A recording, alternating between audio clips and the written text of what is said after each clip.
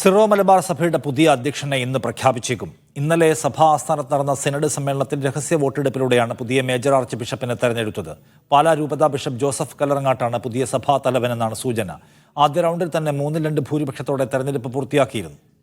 തെരഞ്ഞെടുപ്പിന്റെ ഫലമടങ്ങിയ കത്ത് വത്തിക്കാന്റെ അനുമതിക്കായി നൽകി. റിനു ശ്രീധർ കൂടുതൽ വിവരങ്ങളുമായി കൊച്ചിയിൽ നിന്ന്. റിനു, അപ്പോൾ ഇതിന്റെ പ്രഖ്യാപനം എപ്പോഴത്തേക്ക് ഉണ്ടാകുമെന്നാണ് വിചാരിക്കുന്നത്? ഇന്നുണ്ടാകുമോ?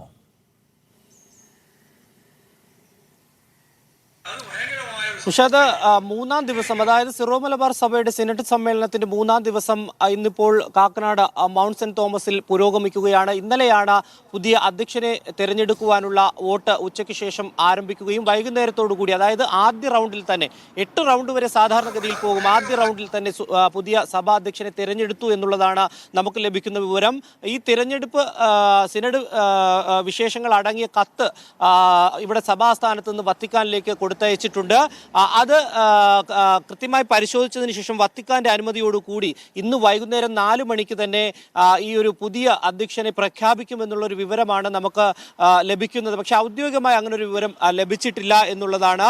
ഒപ്പം പാലാ ബിഷപ്പായിട്ടുള്ള കല്ലറങ്ങാട്ട് പിതാവിനെയാണ് ഈ പുതിയ സഭാ അധ്യക്ഷനായി തിരഞ്ഞെടുത്തിരിക്കുന്നത് എന്നുള്ള ഒരു വിവരവും നമുക്ക് ലഭിക്കുന്നുണ്ട്. പാലാ രൂപതാ ബിഷപ്പ് ജോസഫ് കല്ലറങ്ങാട്ട് ആണ് പുതിയ ബിഷപ്പ് എന്നുള്ളതാണ് പ്രാഥമികമായി നമുക്ക് ലഭിക്കുന്ന വിവരം. ആദ്യ റൗണ്ട് തെരഞ്ഞെടുപ്പിൽ തന്നെ അദ്ദേഹത്തിന്റെ പേര് 3/1 വോട്ട് ഭൂരിപക്ഷത്തിൽ വിജയിച്ചു എന്നുള്ളതാണ്. 53 ബിഷപ്പുമാരാണ് ഇത് സംബന്ധിച്ച് തെരഞ്ഞെടുപ്പിൽ പങ്കെടുത്തത്.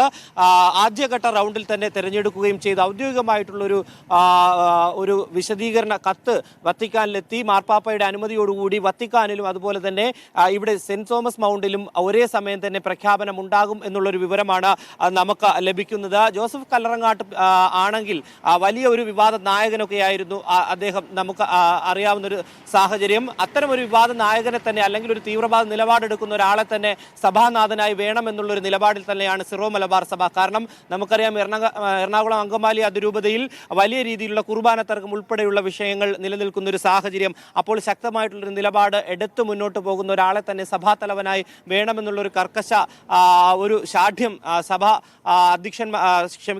അംഗങ്ങൾക്കുണ്ട് എന്നുള്ളതാണ്. അതിന്റെ കൂടി പശ്ചാത്തലത്തിലാണ് ഇദ്ദേഹത്തെ തെരഞ്ഞെടുത്തത് എന്നുള്ളതാണ് നമുക്ക് ലഭിക്കുന്ന വിവരം.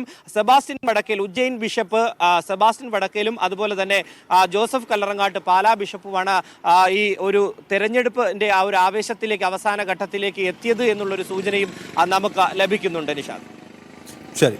റിനു വിവരങ്ങൾ നൽകിയത് കൊച്ചിയിൽ നിന്ന്. സിറോ മലബാർ സഭയുടെ പുതിയ കേരള തലവനായി ജോസഫ് കല്ലറങ്ങാട്ട് തിരഞ്ഞെടുക്കപ്പെടുന്നു എന്നാണ് കേൾക്കുന്നത്. ഇനി വ്യക്തത, വിശദീകരണം എന്നിവ അവരുടെ വത്തിക്കാനാണ് നൽകേണ്ടത്.